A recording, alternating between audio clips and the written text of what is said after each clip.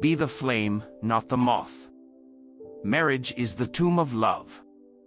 I have loved women even to madness, but I have always loved liberty better. I don't conquer, I submit. The sweetest pleasures are those which are hardest to be won. There is no such thing as destiny. We ourselves shape our lives. Love is 3/4 curiosity. Praise the beautiful for their intelligence and the intelligent for their beauty. I am writing my life to laugh at myself, and I am succeeding. To kiss, an attempt to absorb the essence of the other person.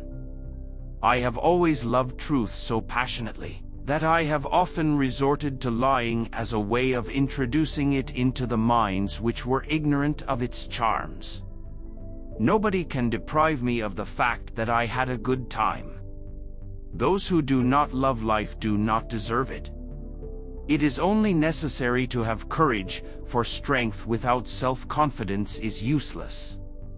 When a man gets it into his head to do something, and when he exclusively occupies himself in that design, he must succeed, whatever the difficulties. That man will become Grand Vizier or Pope. Happy are those lovers who, when their senses require rest, can fall back upon the intellectual enjoyments afforded by the mind. Sweet sleep then comes, and lasts until the body has recovered its general harmony. On awaking, the senses are again active and always ready to resume their action. A man who makes known his love by words is a fool. The history of my life must begin by the earliest circumstance which my memory can evoke. It will therefore commence when I had attained the age of 8 years and 4 months. If you have not done things worthy of being written about, at least write things worthy of being read. The man who seeks to educate himself must first read and then travel in order to correct what he has learned. I will begin with this confession: whatever I have done in the course of my life, whether it be good or evil, has been done freely. I am a free agent. I have met with some of them, very honest fellows, who, with all their stupidity, had a kind of intelligence and an upright good sense, which cannot be the characteristics of fools. Hatred, in the course of time, kills the unhappy wretch who delights in nursing it in his bosom. The same principle that forbids me to lie does not allow me to tell the truth. From that moment our love became sad, and sadness is a disease which gives the death blow to affection. Man is a free agent, but he is not free if he does not believe it, for the more power he attributes to destiny, the more he deprives himself of the power which God granted him when he gave him reason. There is no honest woman with an uncorrupted heart whom a man is not sure of conquering by dint of gratitude. It is one of the surest and shortest means. After all, a beautiful woman without a mind of her own leaves her lover with no resource after he had physically enjoyed her charms. The thing is to dazzle. My great treasure is that I am my own master, that I am not dependent upon anyone, and that I am not afraid of misfortunes. The man who forgets does not forgive, he only loses the remembrance. Forgiveness is the offspring of a noble heart, of a generous mind, whilst forgetfulness is only the result of a weak memory or of an easy carelessness. The pleasure I gave my lovers was a 4/5 of the pleasure I experienced. The man who has sufficient power over himself to wait until his nature has recovered its even balance is the truly wise man, but such beings are seldom met with.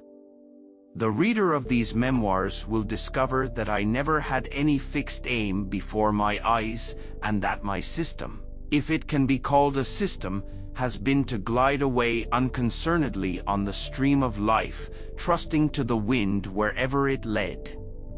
If you want to make people laugh, your face must remain serious. Love is only a feeling of curiosity more or less intense. grafted upon the inclination placed in us by nature that the species may be preserved. I saw that everything famous and beautiful in the world, if we judge by the descriptions and drawings of writers and artists, always loses when we go to see it and examine it closely. Man is free, yet we must not suppose that he is at liberty to do everything he pleases, for he becomes a slave the moment he allows his actions to be ruled by passion. You will be amused when you see that I have more than once deceived without the slightest qualm of conscience, both knaves and fools. One who makes no mistakes makes nothing at all. Should I perchance still feel after my death, I would no longer have any doubt, but I would most certainly give the lie to anyone asserting before me that I was dead. As for myself, I always willingly acknowledge my own self as the principal cause of every good and of every evil which may befall me. Therefore, I have always found myself capable of being my own pupil and ready to love my teacher. If I had married a woman intelligent enough to guide me, to rule me without my feeling that I was ruled, I should have taken good care of my money, I should have had children, and I should not be, as now I am, alone in the world and possessing nothing. God, great principle of all minor principles, God, who is himself without a principle, could not conceive himself, if, in order to do it, he required to know his own principle. Desires are but pain and torment, and enjoyment is sweet because it delivers us from them. Enjoy the present, bid defiance to the future. Laugh at all those reasonable beings who exercise their reason to avoid the misfortunes which they fear, destroying at the same time the pleasure that they might enjoy. We avenge intellect when we dupe a fool, and it is a victory not to be despised, for a fool is covered with steel, and it is often very hard to find his vulnerable part. Heart and head are the constituent parts of character. Temperament has almost nothing to do with it, and, therefore, character is dependent upon education, and is susceptible of being corrected and improved. When you fool a fool, you strike a blow for intelligence. Love is a great poet, its resources are inexhaustible, but if the end it has in view is not obtained, it feels weary and remains silent. The spirit of rebellion is present in every great city, and the great task of wise government is to keep it dormant, for if it wakes it is a torrent which no dam can hold back. They are the follies inherent to youth, I make sport of them, and, if you are kind, you will not yourself refuse them a good-natured smile.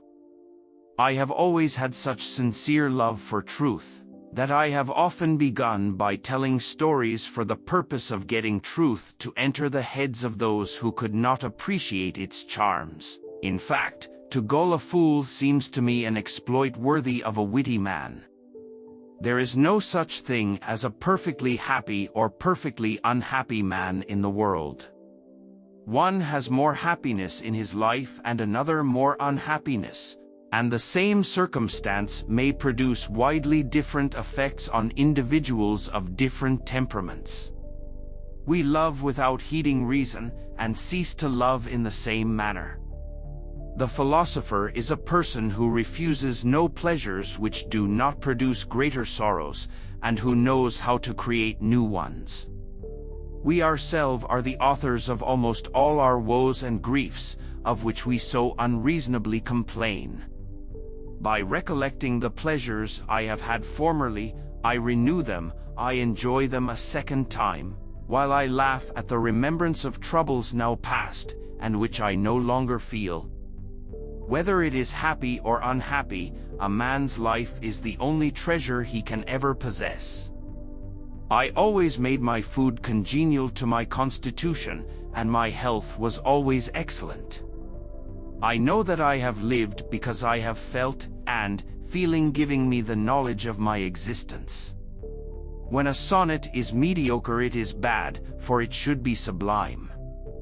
I am bound to add that the excess in too little has ever proved in me more dangerous than the excess in too much. The last may cause indigestion, but the first causes death.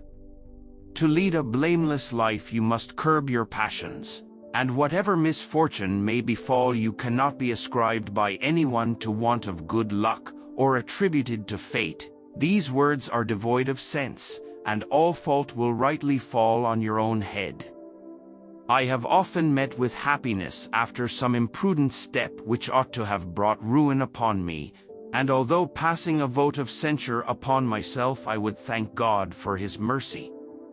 My success and my misfortunes, the bright and the dark days I have gone through, everything has proved to me that in this world, either physical or moral, good comes out of evil just as well as evil comes out of good.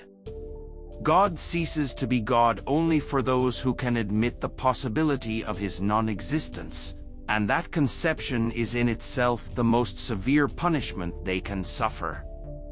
Hope is nothing but a deceitful flatterer accepted by reason only because it is often in need of palliatives. Worthy or not, my life is my subject, and my subject is my life. I have had friends who have acted kindly towards me, and it has been my good fortune to have it in my power to give them substantial proofs of my gratitude.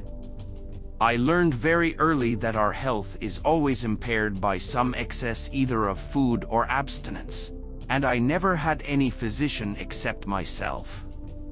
I loved, I was loved, my health was good, I had a great deal of money, and I spent it, I was happy and I confessed it to myself.